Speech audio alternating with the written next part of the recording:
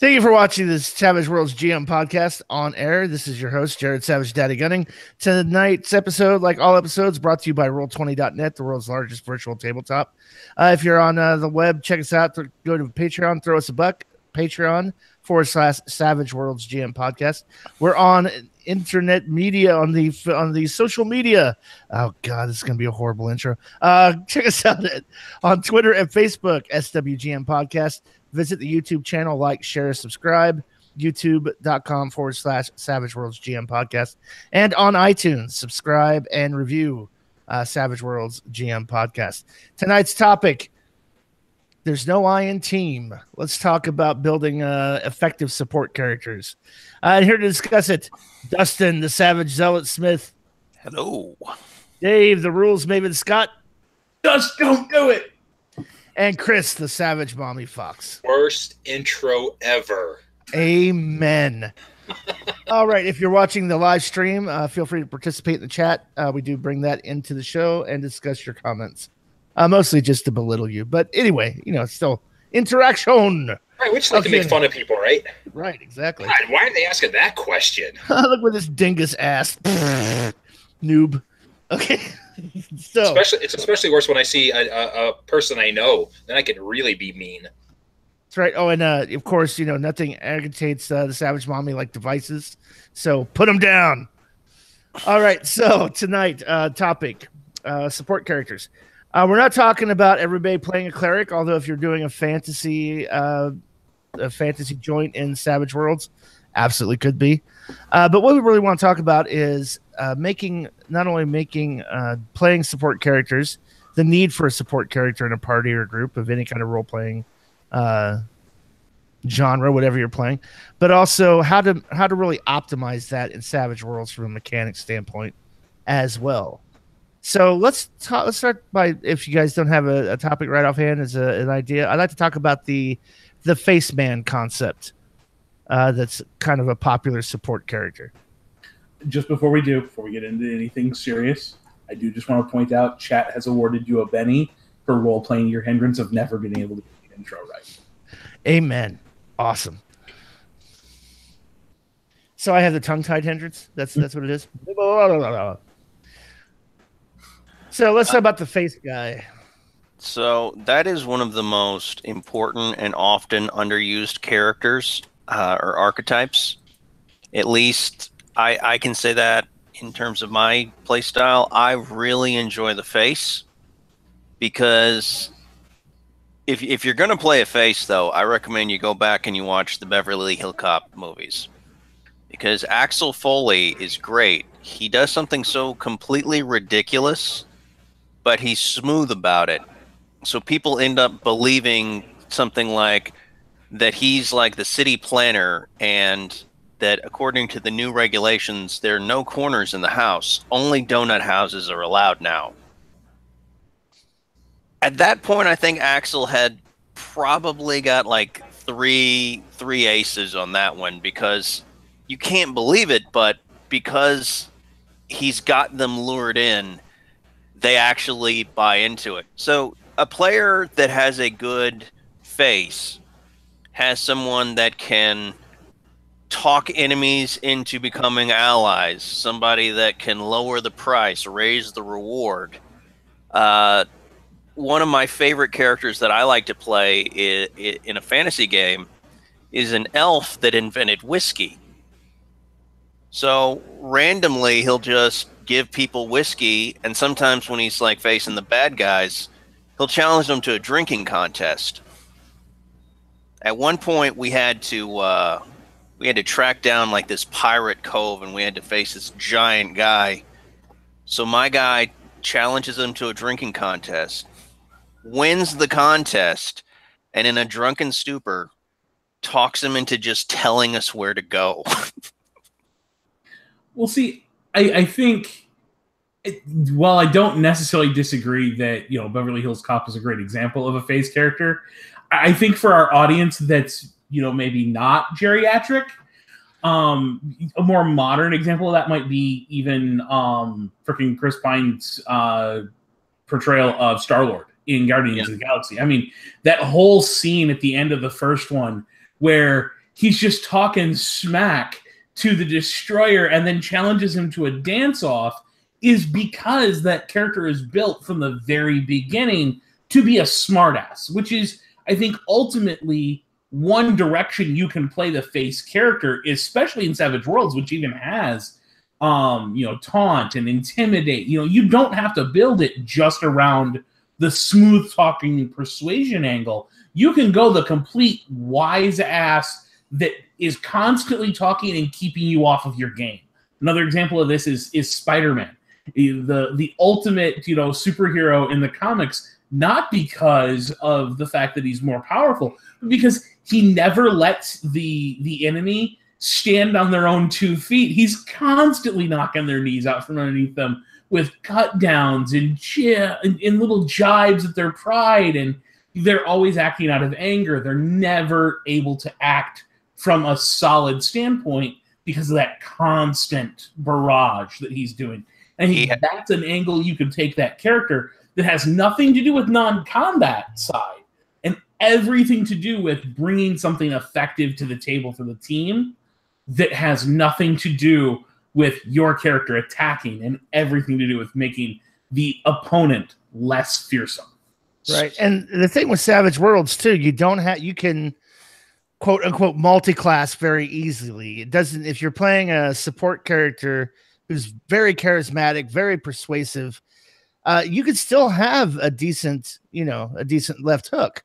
You can still know how to shoot a gun. You're not combat neutered by playing a support character or a face character in this game. Yeah, I think that's one of the good things about Savage World is you can balance that out pretty well. And if you're going to balance it out, your advances don't take nearly as long to get. So that helps with that as well, because you can go that really face right at the beginning, but a couple of advances down the road, maybe bump those combat things that you don't do as often up a little bit, make yourself a little more competent at those, but you still have that core of being that face character. Right, and you don't have, by being a support character, you're not necessarily an anchor. You don't have to be an anchor around the party's ankle, a ball and chain when combat breaks out. So, and I'm just going to throw Jared under the bus here because it happened in his game. I'm going to ask him to talk about the distraction heard around the world. Now, I'm not catching the subtlety. It's been a long day. Okay, I can't tell the story because of nepotism. Does that cue you into who did this in your game and why you would be your story to tell? Mabel's character. In what, Dead End? I want to say it was one of your barbarian ones where she used her feminine wiles. Oh, the standard. I mean, yet again, the same thing we're talking about. That's a face maneuver. Standard distraction. We'll call that the concert going girl. Woo!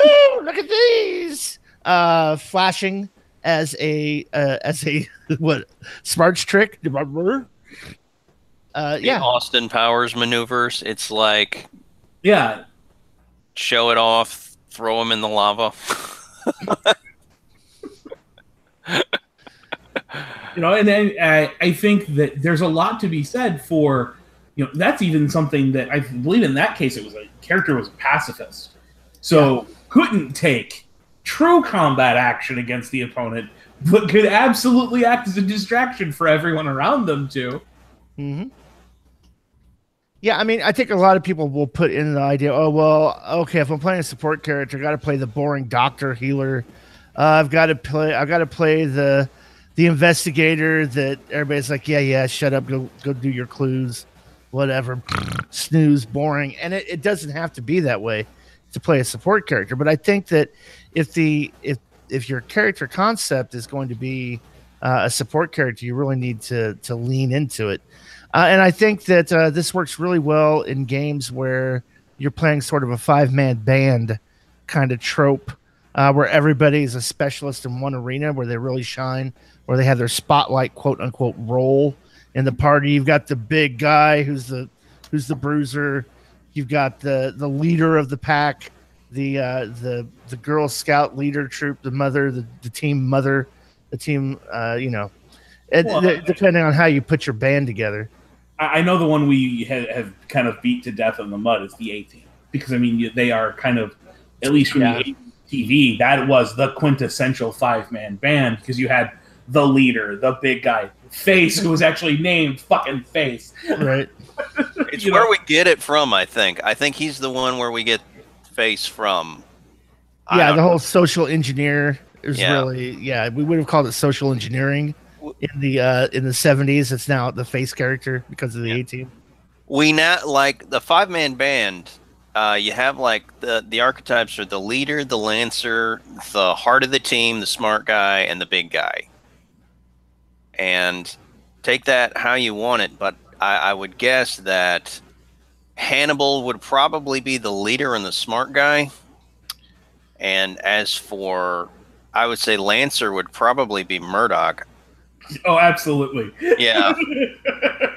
I mean, let's be honest, guys. Like in the show, he's pretty cool. He just flies and he's sort of like out of his mind.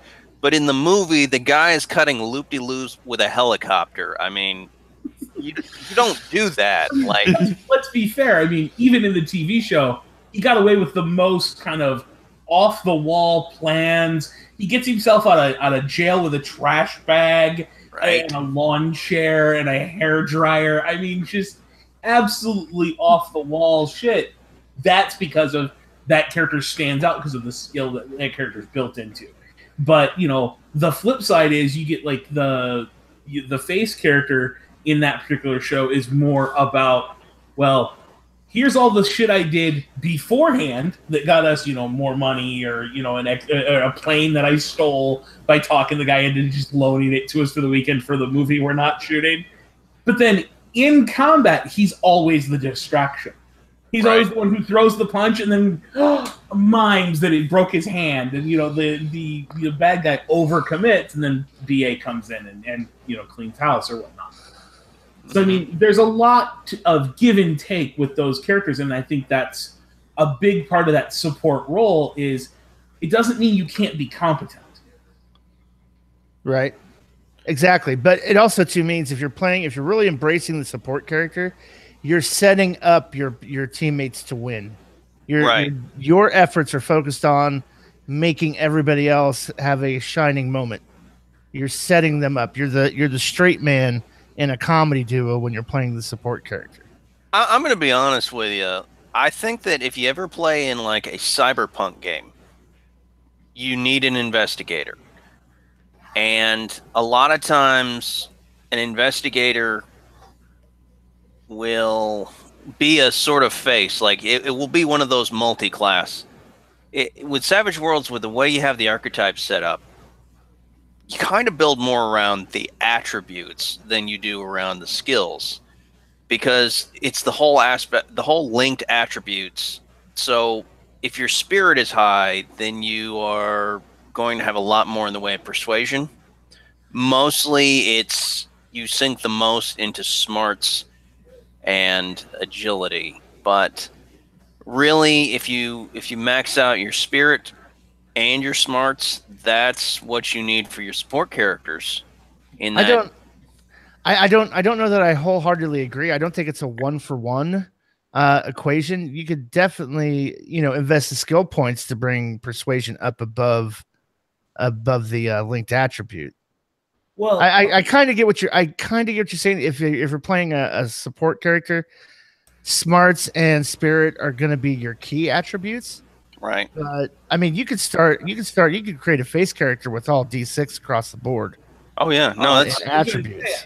I think there's a lot to be said about making a decision early on. Are you going to try to play a traditional roles, more D&D-esque, where you've got the fighter, you've got the support character, or are you going to play a more holistic character? Because if you're playing a more holistic character, you're going to have D6s and D8s across the board. Sooner or later, you know, that's what you're building toward. If you're playing that pigeonholed D&D-esque, you know, archetype style character, you're shooting for a D10 or a D12 during character creation. Yeah. At which point, yeah, you're not going to get a D10 or a D12 in Persuasion at character creation unless you had a D10 or D12 in the linked attribute. Because it's an ungodly number of points when you start having to double up. Yeah, I was going to say, boy, that'd be a lot of points. Be hard to afford. You know, you're going to have no other skills in your character sheet, or you're going to have something. You know, you're going to have some pretty high stats to do it. So I see where Dustin's coming from, but I think my point of view on that is don't do it.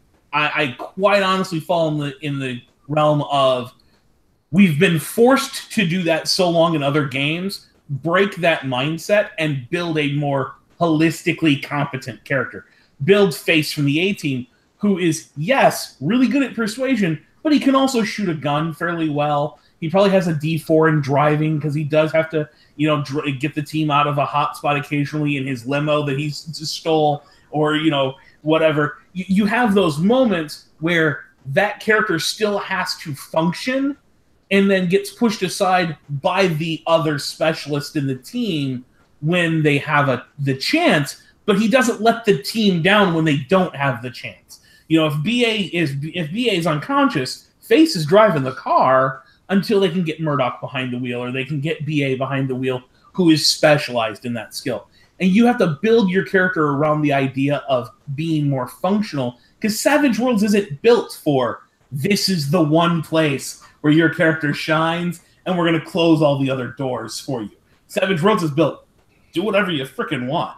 So take advantage of that. Break out of that old mindset. And again, I'm not saying you can't do the other, but break out of that mindset where you don't feel like you have to. Right. And you can always also too, you can give, I mean, you can have support character aspects of your standard character in a group. Since we're on the A-Team, you know, the A-Team example, Face is really not Face. Murdoch is really is the driver. He's the wheelman. Right. And that's a support character. He also knows how to fire an AK-47 pretty effectively as well. They're all special forces. Like they're all Right. either Green Berets or Rangers. I mean, right. So where you know, everybody else in that group may have a D4 in driving, Murdoch has a D8 in driving, a D10 in piloting, and just as crazy as all shit. He's probably doing a lot of smarts tricks. Is part of his character. The whole "I'm crazy" blah blah blah blah blah is really just in a mechanical term in Star Wars Worlds. It's a smarts trick. He's doing smarts tricks to give everybody else's bonuses against that character. The Face character, for example, you were going to try to build that in Savage Worlds. You would want to take some like the charismatic edge for the character, just to give you the +2. But persuasion, taunt, and investigation are equally important skills for that character base. He's got to be able to find a way to, do some investigation, or streetwise, maybe a better tool to locate. Oh, I know where we can get our hands on a tank. I know that. The connections edge might be a good thing for that Face character as well. Like, oh, I know somebody in Hollywood. Well, Anderson Luster Johnson in chat talks about this pretty extensively, and I think he's absolutely 100% right in that, you know, stop buying that past a D6 or a D8 if you're playing that specialized Face character, and then invest in attractive, very attractive, charismatic connections. I mean, very attractive, charismatic is a +6. mm-hmm. That is more valuable than taking your D4 to a D8, because a D4 with a +6 is going to succeed more often than a D8 is going to. Yep. Just across the board. Yep. You can even say that the Face character, I know Ruben posted a little bit earlier his thoughts on is there, leadership edges as ironically being put in there for support. Absolutely. It gives your guys this +2 to recover from shaken. Yeah, you could share your bennies. And I mean, there's all kinds of stuff in that leadership tree that's amazing. But Chris, we kind of walked all over you. I saw you get ready to say something a moment ago. Oh no, I was just going to mention that the whole thing that, yeah, I mean, if you really wanted to keep that Spirit at a D4 and then invest in those, I mean, there's other things that Spirit is for, of course. So, but you don't need to have a D10 Spirit. The leadership edge, I mean, one of the best edges for a support character, in my opinion, and I've seen a lot of people who I run for now have really focused in on taking it, is Common Bond. Yeah. that ability to be able to share those bennies with the rest of your group, and it that has support written all over it. Well, I think Common Bond comes at support from a slightly different angle. Even is you're the support player more than you're the support character. As the support player, you're the guy who's going to be on point role playing, entertaining the GM, and stacking bennies up. And then through Common Bond, shunting them out to the players who maybe aren't taking the spotlight during role play moments, but are the combat monkey of the team who maybe doesn't role play their hindrance as often. But you're shunting bennies to them to fuel just the madness that happens in combat when that character is unleashed. Right. And if you take a look at the core rules, you take a look at the archetype section, there's actually a face archetype in the core rules. And more along Dustin's point, D6 and everything, smarts D8. But you look at that character, they have fighting at a D4, shooting at a D4, but intimidation, notice, and streetwise and taunt are all the D6 with a very heavy D10 and persuasion. Yep. That's a combat effective character in Savage Worlds. It's not. This isn't D&D where I must put all the points ever in just fighting in order to be effective. No, in Savage Worlds, a D4 in fighting is good enough. If you're not the combat monkey. And I mean, if we're going to talk support, flip this over to the leadership side. And what happens when the player has a character that's built around the tactician edge, and that ability to suddenly start, they drew that? No, here's their initiative card. Oh, you're going at the end of the round? We can't have that. You're our combat guy. Here, take this, and now you go at the beginning. Or you get to go on hold and act when you want. That can absolutely adjust the entire flow of your game if all of a sudden the tactician makes it so that the bad guys always act last. So, I've had tactician as an edge in game before. So command, common bond, tactician, luck and great luck. You can be pretty dang close to Captain America because you're just calling the shots to people. And you can be very physically weak, but because you know what you're doing, you become like this powerhouse just because you can utilize the assets you've got, and that asset is your team. So this guy that has a D10 in vigor and a D10 in fighting can go first, and if he misses, well, guess what? You, as the leader, give him instructions, and he can have a much better chance of hitting. And Ruben smash him. Here's a Benny through Common Bond. And Ruben just rained on my parade and our parade. He brings up a very valid point, and that's the point of prerequisites. I guess you need to look at prerequisites. We can't just make a blanket statement that, hey, you only need a D6 and all this other stuff. Because right there he says a D8 spirit's needed for charismatic. So like I said a D6, D8, but I'm more talking the skill side of it. Right. You absolutely invest to meet your prereqs, but I wouldn't buy a skill past a D8 in 9 times out of 10 if I can buy an edge for that same advance, because that edge is going to give me typically a +2 across whatever I'm buying. And that +2 is worth more than an additional die type. Guaranteed. It can sometimes be worth more than 2 additional die types. I kind of want to throw this out there for a lot of people. Your character isn't even going to be finished until you reach seasoned. You're going to have your novice level, and that's sort of the training wheels. If you have been doing this long enough and you're with an experienced group and everybody is dead set that they understand what their character is going to be like, you can potentially just start the game at seasoned or at 20 XP, because that's when you'll finish your beginning build. Novice, I think, for most is just, we got new people coming in. We're going to show them how the game is played. We're going to get a feel for our characters. And once you get through that novice to seasoned, then you kind of understand. But I don't really feel like your character is even finished being built until you're at the seasoned rank.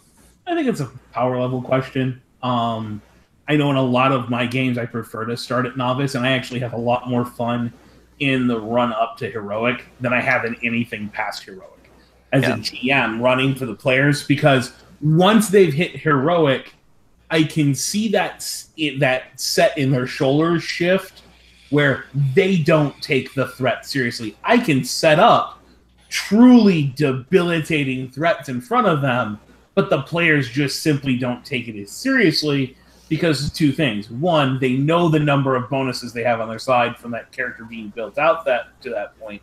But two, also because they know they're coming back with one fewer advance when they remake the character, and that their buddies will, still win the day. So I think that that's more a power level question than anything else.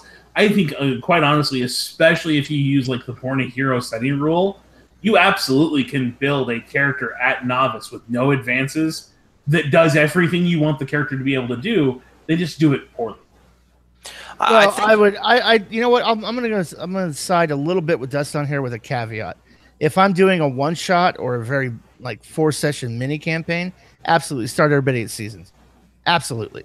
But if you're gonna be running a long running campaign, I prefer to start at novice, and not because of a power level issue, but more for it's the decompression chamber for the players to kind of get their feet in the ground and see what roles are being called for by the GM, what becomes important in the game. It's like coming up from scuba diving too quickly. You're going to get the bends in a long-term campaign if you're trying to start a character at novice, or at season. Novice gives you that little bit of room as a player to kind of really shape the concept and define it based on your experiences that you're having in that game world, and figuring out, like, you may have thought, hey, notice is going to be really important in this game, so I'm going to have a D10 notice, and then get there and go, yeah, not so much. We're not doing notice like I anticipated we would be, so I'm going to go a different direction as I start to advance. So, but I don't disagree with Dave either. It could be a question of, are you power gaming? Because I'll put it this way, and Dave knows this, if we're going to start a session, I prefer to create characters that are very one-sided on the skills side, where, hey, I got some D10s and some D12s and attributes at novice, and I've got 5 skills. No more than 5 or less. And notice ain't one of them. Never take notice. No, I'll just roll it with the negatives. Oh my God, Jared, that's the most important skill in the game. Yeah, well, not if every other member in your party takes it. And then immediately tells the party whatever it is they noticed. Right. Well, and in that regard, Andrew Sylvester Johnson brings up the risk of that becoming a power game build instead of a roleplay build. That when you let them build to seasoned, you let them kind of preload that character to be more crunchy, more power gamer-esque. And I don't necessarily agree. I think absolutely it gives them more points to power build with, but if the player is a power builder, they're going to power build. It doesn't matter if you're using novice, seasoned, legendary, born a hero, no born a hero. It doesn't matter what power level you put them at. That player is going to build a character that's a power build character. It's just the way that player plays the game. There's nothing wrong with it, but I don't think you, as a GM, I don't think you're at risk of, I gave them extra points and therefore they power build. Right. I think, I don't know the best way to say this, but I think that it's easier to do in Savage Worlds, starting a little bit higher. But in that other very popular game, I have a lot of people who are like, yeah, let's start at like 15th level. And I'm like, I don't want to do that because I don't know anything about my character. What happened to my character in those 15 levels? I want that character to build organically, and I want that character to come up from the bottom and pull those bootstraps, and I want to learn about my character. And that's what I think starting at novice allows you to do, is it allows you to learn about your character. But in Savage Worlds, again, there's not that big of a disparage between 0 and 20 XP, really, because it's 4 advances. So it's not like this huge amount of stuff that you have to figure out. You can pretty much know in those 4 advances. If I start at season and I take those 4 advances, I can kind of in my mind go, okay, this is the reason why I have those. So I think it's a little bit easier in Savage Worlds to start a little bit higher level. Now, I probably wouldn't want to start anything higher than seasoned, to be honest with you, for the same reason. Well, and I think there's something to be said for the fact that, I mean, let's break it down to brass tacks. The most you're going to get out of starting at seasoned is 8 skill points. Right. That's nothing. Right. I mean, you can get an edge. You might have swapped out 2 of those for an edge. Right. But I mean, if you took the full boat of hindrances at player character creation, and let's be honest, everyone does. Right. Ever as a GM had someone hand me a character that didn't have 1 major and 2 minor unless they argued that they wanted 2 majors instead. They took the full boat, 4 points worth. That's the same thing as letting them start with 2 advances. Yeah. Well, and I think this is overlooked too. If we're going to have this discussion about power building, real quick, let's talk about power building. As a player in Savage Worlds, I get a free edge just for being human.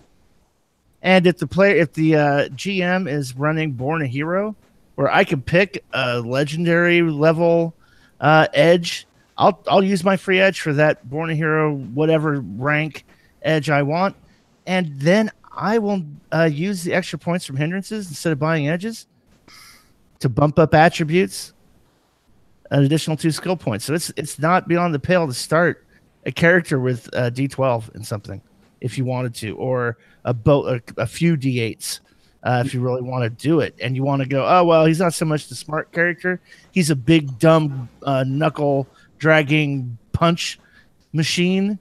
And D4 smarts, that frees up a lot of points for attributes. Next thing I know, strength D10, vigor D12. Let's be honest. We started the show talking about the support character in the vein of a pure specialist character who's buying up to a D8, a D10, a D12 in a very specialized set of skills and doesn't fill the other roles in the party. Mm-hmm. That's not a wrong way to play the game. I personally think that people need to expand the way they play the game and start taking a look at just how effective they can build a character with D6s across the board.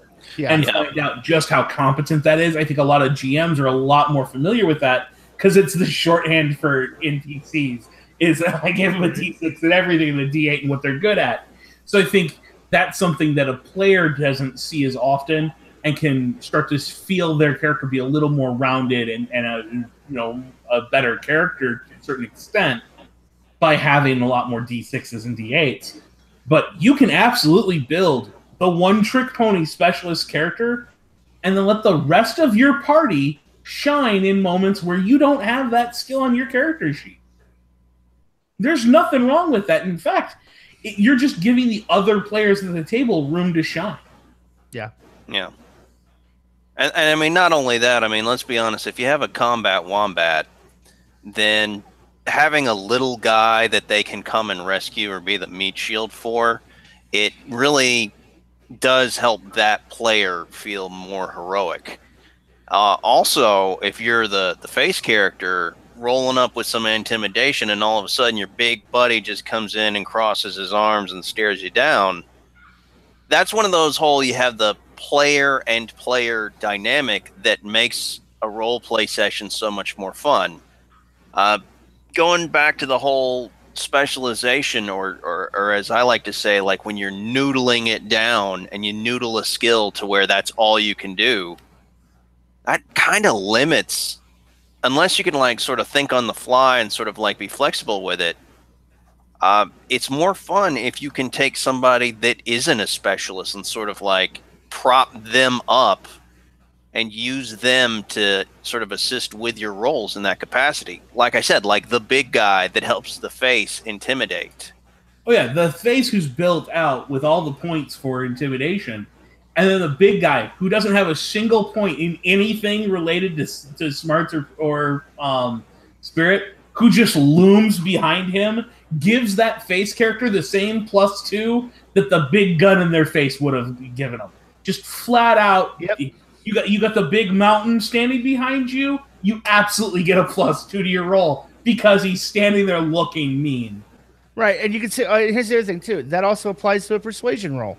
Like you walk up and go, "Hey, listen, we really need to get inside the club. I know we're not on the list, but my friend here gets real angry if he doesn't get let into places. He takes it personally. And you got the big guy standing behind him with, okay, that's a +2 to the persuasion roll. And here's what I think that is really not being part of the conversation, or not really seen by the player when they're head down, or the GM trying to try to create that character at character creation. There's more to the game and role play than the sum of your stats. It's role play can open up different ways, like we're just talking about. Like, well, I'm going to intimidate this guy, and I'm going to go, listen, you're going to be hurting. You have bones broken. I'm not going to do it. He is. That's a role play thing. That's not a, well, let me look at my stats and see how the rules work for intimidation and make sure I get all the bonuses ever. That +2 from, hey, my big friend back here is going to bend you into a pretzel if you don't let us in. That comes out that comes out of Spring Sports from role play, not from power building the character at the front and loading it. And I think that's something that tends to get overlooked in our hobby. The idea that, oh, I need to have a D10 or a D12 and something because that's the biggest dice number possible. That gives me the best chance for success ever. No, not necessarily. I mean, it's also role play is a big part of this that influences what bonuses you get, bennies, and everything else. And it's sort of this ethereal thing that is not really binary on paper. That doesn't really translate. To kind of jump off of that, I'm going to do a little story time here for a moment. There's a great story that a friend of mine passed along to me of a group of guys who, found out that a local young lady had her virtue despoiled, and this group of men, who we won't call a gang, but that's kind of what they were, showed up on a sidewalk, found the guy that had done it, and they beat him down. And in walking over to this, one of the group of guys, who was kind of the smooth talker of the group, says to the other, hey, when we get there, let me do the talking. You just don't have any style. And the guy was so insulted by this that he grabs a clipboard and carries it with him to this beating. They give this guy the beating. The guy bends down to start talking, and the big guy pushes him back. Says, I don't have style, huh? Watch this. And bends down and proceeds to give this guy, who's just been beaten and is laying in a puddle of his own blood, the option to sign here for the beating they've just delivered. Because, look, I get it. It's not a great thing. You're laying there. It hurts. I really need your signature. Because, look, if you don't sign here, I got to take this back. They don't believe I came down here. They don't know that I beat you up. Yeah, you're in the hospital, but no one believes a thing.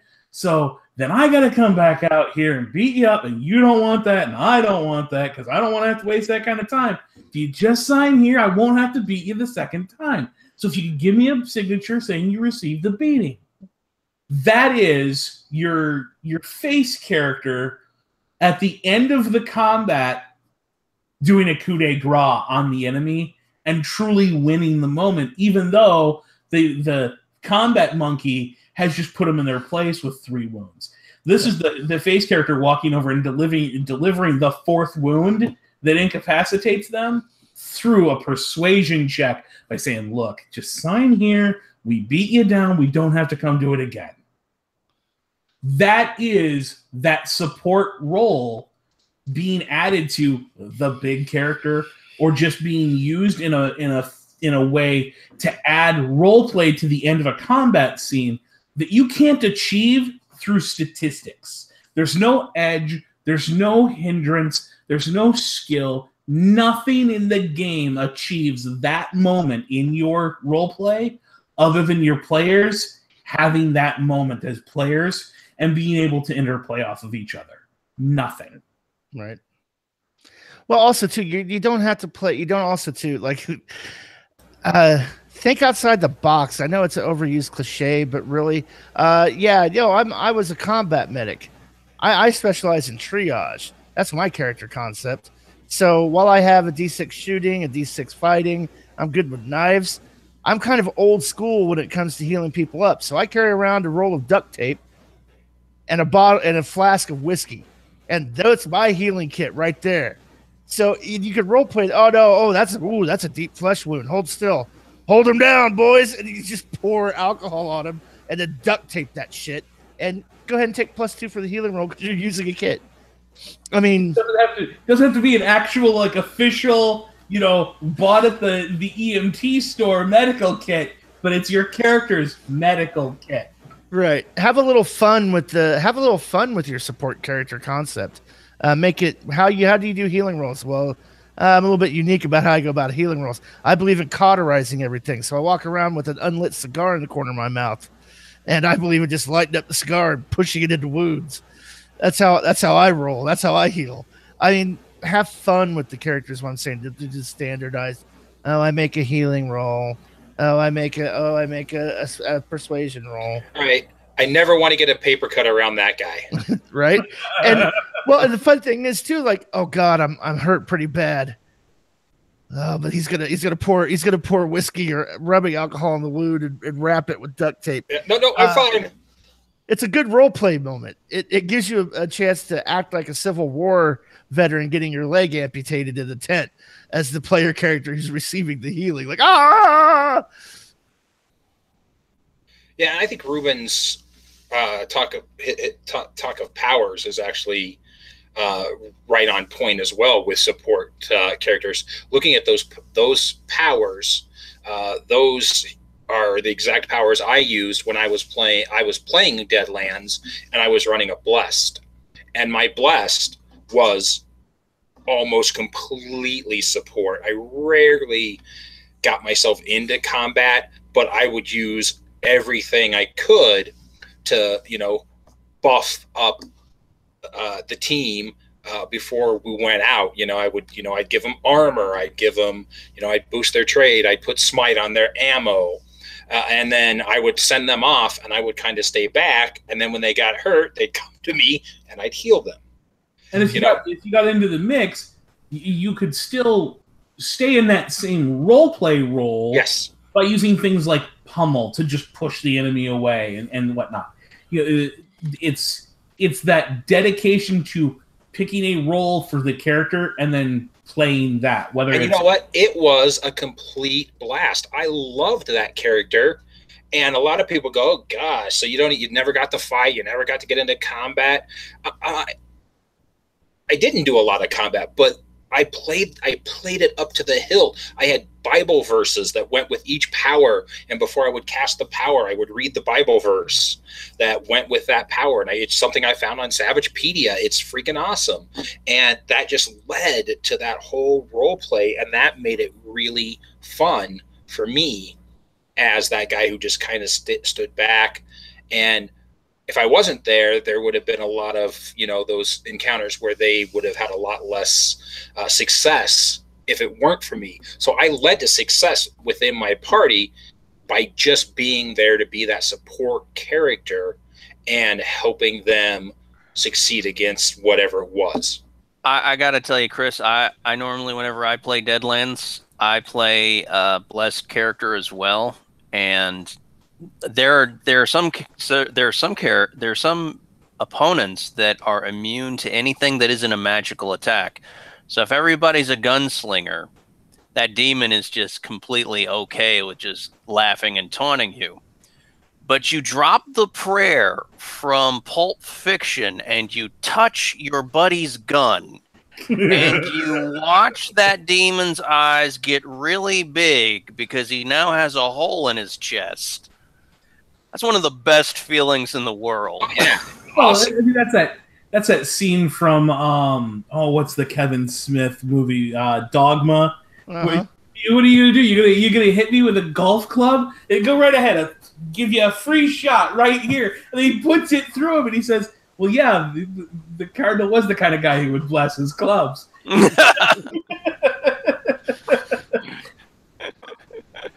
mean, at the end of the day, there's a lot of things that those support characters bring to the game, and I don't think that that's something that the players aren't aware of. But I do certainly think that in the shift from other games to Savage Worlds, the two big questions are, one, Do I have to be that specialized? And the answer is no, you don't have to unless you want. I mean, another great specialist character is like the main character in that Hacksaw Ridge movie that came out here just a couple of years ago, where they talk about this pacifist who wouldn't even carry a weapon into combat, and he was the lead combat medic that saved more lives in that, in that particular battlefield than anyone else combined, because he just kept going back and dragging more people out of the area. That kind of dedication to doing that thing is a specialist character and a dedication to role play if you take on that character. But you can be just as good by having a D6 and then also having a D6 in shooting and a D6 in fighting and a D6 in stealth, so that your character can get in and out, so your character can be supported in more combat-centric ways. And then, oh yeah, someone's hurt, now I can switch over to the medic role. So you can do both, and I think that's a mindset shift. The other is stop taking the shit in the book so literal and look at other ways you can be a support character, like we've talked about with the Connections Edge, or take Streetwise. Streetwise is an amazing skill that no one takes. Suddenly you go, hey, I want to make a Streetwise roll to find out if any of the local bars someone knows this idiot, and I can track down the guy we're looking for, while the other guys are trying to make tracking rolls in the middle of the city street and having all the penalties in the world and trying to track somebody on asphalt. You just go into the local bar and go, hey, you seen this Mick around here somewhere? And they go, oh yeah, he favors this bar over there. He loves to drink this. Tell him I said hi. Mm-hmm. Or you get to that situation where you're like, you need to find a guy, so you find somebody that he owes money to. Right. Now I'm going to say this too, like also too, the Streetwise could be role played and actually run as a Streetwise role to get into a poker night. You use persuasion to get into a backroom poker game with people who are in the know, and you just chat them up, and you find it. You're really doing like an interrogation by playing a game of poker, but you use persuasion to get into that back room, and then it's a Streetwise role for playing that entire poker game for you to come out and go, oh yeah, I know where the guy lives, I know where his habits are. I mean, it doesn't, you can mutate and roll that in any way that you want. It doesn't have to be just a boring, oh yeah, give me a Streetwise roll. But Anders Sylvester puts it in there pretty well. The gambling with the Duchess or beating the drum to keep the rowers in time. I mean, you could be a support character without building the concept up from the ground one. I mean, you don't have to. Well, I'm going to go low on the fighting side so I can have a higher healing roll or a higher this roll. You could play the support character to a degree, even if you're the fighter. Right, and I think what he's saying there too is, and it's a good point, is as a GM, you need to make sure that you're giving that person bennies for playing that support role. Right. Because sometimes that support role may not be as big and flashy as some of the other roles, but that person is nonetheless still playing their character, playing up their support, and so be aware of that as a GM and award that player, because we say it all the time. That's the Pavlov's dog. That's the dog treat. If you want more people to play type of support characters, show them that they are going to get some benefit out of playing that type of character. Yeah. Well, not only that, it can help you cut down on the murder hoboism too. If you have a strong support player character, he goes, hey, hold on, guys. Don't draw your swords just yet. Let me talk to this guy. Oh, we don't have to kill everybody we meet to get into places? Oh, yeah, okay. See, this is a really good point, and a really good, I actually kind of like tonight's topic, because in 3 weeks, again, some of the people in my group, not the same people who played before, but some of the people in my group wanted to try Deadlands Noir again. And we're going to do that. We're going to do the 1935 New Orleans. I was running the one in Los Angeles, and one of the players is playing a younger version of himself. But I'm going to look for that person who I can have as that support character, and let the players know that, this is not a game where you can just go running around willy-nilly shooting people and things, and that support character I'm really hoping, and I have an idea of who I'm going to try to, con into helping me with this, and really make sure I reward that person for what they're doing. And no, there will not be any assassins. Oh, what if they were an assassin agency instead of a detective agency? No. They were a hit squad in New Orleans, 1935. Well, All Herod hit squad. Oh my God, no. And that would be okay if that's the game I'm going for. But you guys know me, and I'm exactly what is going to happen is I'm running the plot point.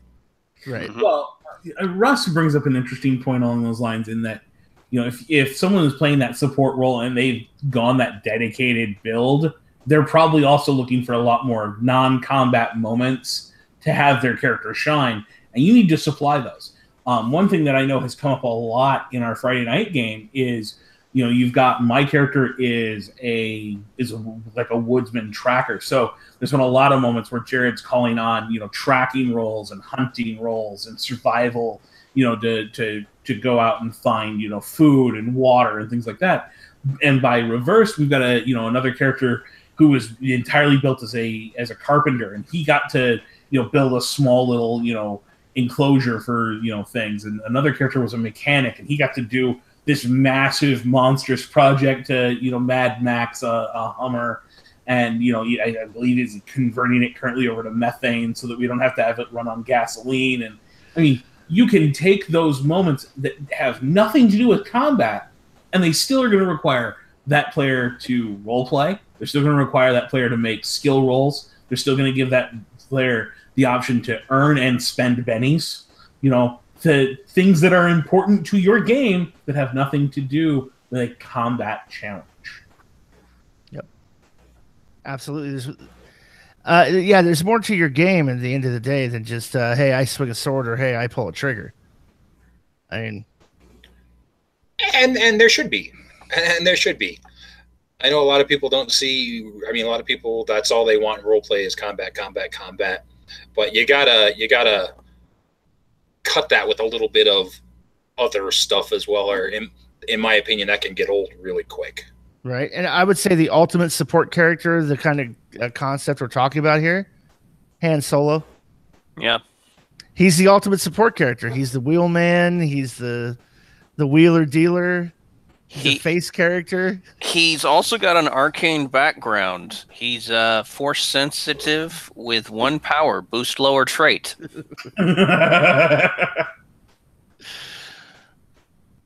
Well, I think that there's an interesting thing to look at there is, these iconic characters, when we really stop and think about it, aren't one-trick ponies for the most part. They fit more equally into Savage Worlds than they do into a class-based system, a la, D20 Modern or, D&D. And I think that lends itself to why we see even that kind of oldest school of game is shifted over the last 3 editions. They've made more and more skills available to every character. So you didn't have to be a particular class to have access to a particular skill. You might have gotten bonuses, or you might have gotten free points to spend in those class skills, but you could buy outside that array now. So we see a movement of the hobby to move more toward the generalist character, the character that is capable of doing some support, but is also combat competent. But I mean, the other thing you're going to see when your players make that adjustment to start running a character that's more based on the role that they've chosen to play is when they take a support role, they're going to put themselves in a position where they're actually going to make combat a little more difficult for the party. And a great example of this is again, the character I'm playing on Friday nights is in a game where all the enemies have a parry of 0, but because the concept of the character is a woodsman, he's out there with a bow, and I'm having to make, headshots at a -4 against a target of 4. So everybody else rolls into combat and they just roll a 4, they stab the zombie in the head. I got to roll an 8 to hit him in the head. Yeah. So you can absolutely double down and make that pure built character and find yourself, even though you've got high skills, ineffective. So you have to, as a GM, be aware to watch for those traps, and that's where that character definitely needs the ability to shine in the non-combat side, because even if they are throwing points at combat, they may not be doing well. Right, and here's one of the things, and I'll just use our Friday Night Zombie game for as an example of something I enjoy in a support character. And this is just a personal preference, but I'll share it. The support character who's a pacifist, who doesn't believe in killing, and is vocal about it. Not just, oh, wait, he's the paladin. Hey, ooh, what's that over there? Why do you wait outside while we beat the living shit out of this guy? Like, the guy has no idea. The paladin has no idea what you guys are about to do. Come on. But I'm really enjoying watching the player be in a support role where the character's taken basically knowledge herbalism and has decent healing and is very maternal. The character is very maternal, but at the same time, a devout, like, pacifist major, to the point where, oh God, we need to eat. There's chickens. I can't kill a chicken. I just can't bring myself to do it. And then having to make a persuasion roll against an NPC to go, hey, can you do me a little favor? Go over there and break that chicken's neck, because it's like, no, it's easy. Just go ahead and do it. It's just you break it. Yeah, I know, but I prefer if you did it. So I'm really enjoying watching that player navigate that whole, I'm a support character and I'm a major pacifist in the zombie apocalypse. So I'm putting myself in danger. I'm making everybody around me kind of like come to my aid and rescue. And but I'm also still having to make persuasion rolls. I'm still very vocal to the point where, no, that person's not a threat. Why are you raising your gun to shoot them? No, stop it. Slam the gun down, kind of thing. And I'm really enjoying that in a support character. So one of the things in chat that's come up is they're asking us to name other iconic support characters. Oh, okay. I've seen a lot of people who are naming, the very traditional support character. And in each one of these cases, I want to flip it on its head. Like, one person mentioned, Kaylee from Firefly, because she's the mechanic. She's so focused. That's what she does. To me, the actual support character in the show Firefly is Jane. He supports a crew that's built for no combat whatsoever. You've got maybe two other characters that are combat competent at all, but you've got a vast crew of people who are not combat monkeys. Jane is the support character. He's really only good when they get into combat. The rest of the time, he's in his bunk. I mean, you can flip this on its head in certain scenarios. Like Chris is talking about running the Deadlands Noir game. A combat character is a support character in that, because combat's not the central thing that you're going to be focusing on. The same is like an ETU campaign. I mean, you want to talk about, a game where combat shouldn't be the central focus of the player characters. Fucking scholastic achievement and some investigation should be the focus of most of your characters in ETU. You have one or two combat monkeys just to keep the party alive when a chupacabra shows up. Nope. I think my favorite iconic support character of all time, Short Round. Yep. Okay. If I had to mention it, or Short Round and Chewbacca. Chewbacca's another one of those combat heavy ones too. And I was actually thinking Watson. Yeah, Watson's a good example. Tonto to the Lone Ranger, but I mean, we're really showing our age when we start talking about. I would know if I would go iconic. Yeah, okay, thanks, Grandpa Podcast. I mean, like, if we're going classic literature, the Friday is your definitive support character, like from Robinson Crusoe. The whole, Let's modernize it a little bit, and I'm not even taking it that far into the 2000s. Everybody in Buffy the Vampire Slayer sans Buffy. The Scooby Gang. Yeah, I don't know how they did not get sued to death for that. Like the Sin City Savages does the Hanna-Barbera. Hey, we're gonna do bits of cartoons. And Josh Whedon spends 8 years calling his sidekicks the Scooby Gang, and nothing happens. Someone brought up Hermione and Harry Potter, and I go again the other direction. I say that the actual support character in that is Ron.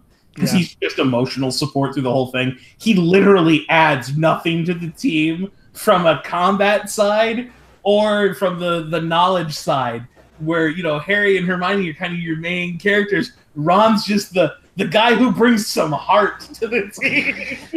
And chess, like he's the master of combat chess. Yeah.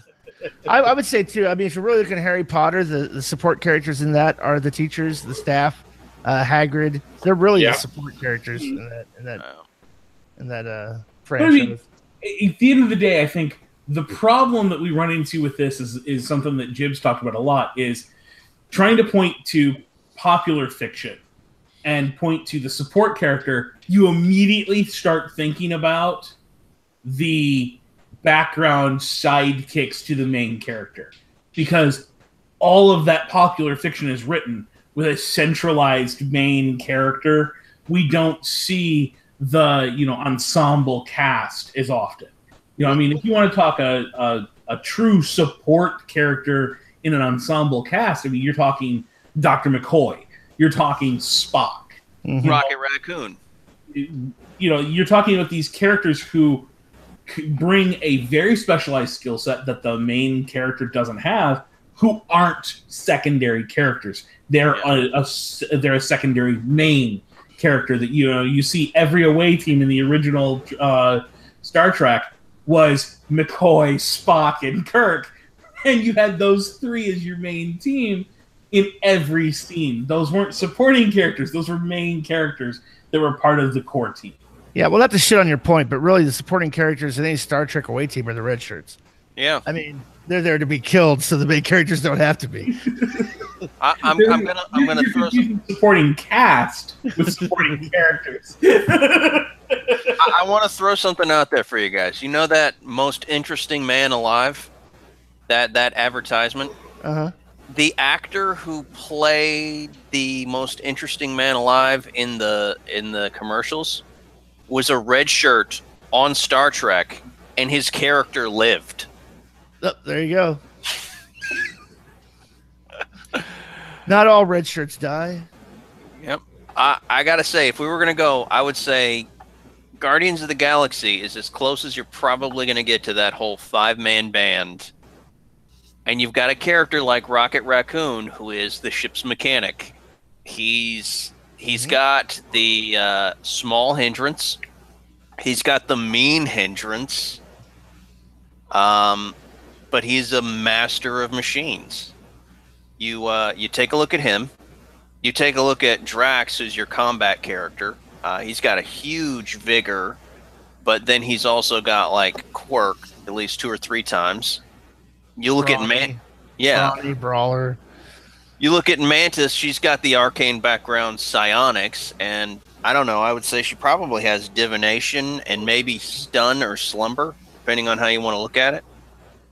But you need those characters because you will get trounced if somebody can't do something. Groot.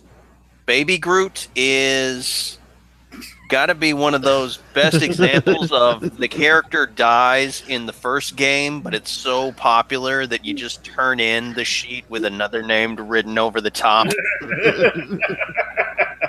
The GM's like, I'll allow it, but you have to take the small hindrance for the first couple of sessions. It's my twin. Your character has to start with the young hindrance and back at novice level. But we can keep him, yeah. Oh my gosh, it's good stuff. I think that's the key, though, is to remember that from a traditional fiction translated into a gaming setting, your character still has to be competent. You still have to be more than just, the guy who flips the switch and something happens in the background. You can't be supporting cast. You have to be a full-fledged supporting character.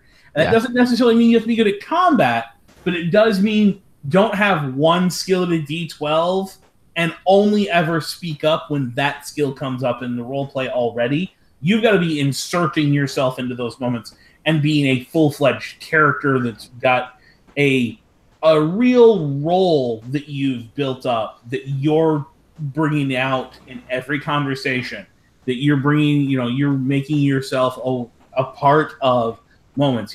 When the group is talking about how they're going to, butcher the cattle, and you're the chef, you need to be out there talking about, well, I got this knife and I can help out with butchering the cattle. I know I'm the cook, but I can help with this part too. You have to be willing to step outside of what you've built that character to do and be more broad. What would the character do in each scene? And think of yourself not as a background, NPC sidekick to the main party who have all the combat skills, but you're a main character in your own right. What is that character's solution to every problem that you come across? Right. You're a competent member of the party that sets everybody else up to win. That's your goal as the role play if you're going to play support, according to our definition. You're a competent member. You can hold your own in a fist fight. You're maybe good with a gun, but you're also an excellent pilot. You're great with investigation, finding alternate routes to get Firefly past the Alliance to achieve this mission or get to this planet to that planet in a shorter amount of time. You're the one that keeps this engine running off chewing gum and baling wire when they don't have money for proper parts. You're the support character is not incompetent in any way, shape, or form, but they bring a certain something to the party that group desperately needs to succeed, and their goal is to set everybody else up to win. Is really I think is what the impetus of the core values of the player playing that character. You've got to take joy in setting up your other people at the table to shine. You really have to find your fun and enjoyment in fulfilling that role. And it's okay for you to throw a punch every once in a while. You don't have to be a wallflower to be a support character in Savage Worlds. And I mean, I know we're a group of geeks and nerds and whatnot, but I mean, if you want to put this in a more common team mentalities, take a look at sports. Your common support character are things like, in all honesty, the center is an amazingly important. He's the leader of the offensive line who's making sure the quarterback and the receivers can do what they're supposed to do by calling out when the line needs to shift one way or another to offer the protection to the guy who's getting something else done. You're still getting shit done. You're still right up in the center of the mix. The power forward for your typical basketball team is all about getting the ball down the court and then putting it in the hands of the playmaker who's going to put it in the basket, and also getting the defense to not focus on the playmaker, to give them that opening to do what they're there to do. So look more at team-centered things that outside of traditional fiction, and you can see the support character can be just as big a star as everybody else, but they also still have to be competent at the whole range of the skills necessary. Right. So what's the inspiring phrase? Teamwork makes the dream work. Yeah. If you're gonna play the supporting character, you kind of have to be really a selfless role player as well. So we got anything else because we're at time? Anything else from the chat we want to throw on the fire real quick that we haven't really talked about? I've been reading it as we go. We can pretty much have covered the vast majority of the questions. Right. Okay. Cool. Well, then, on that note, until next time, this is Jared Savage Daddy gunning for Chris, Dave, and Dustin, saying keep rolling and stay savage.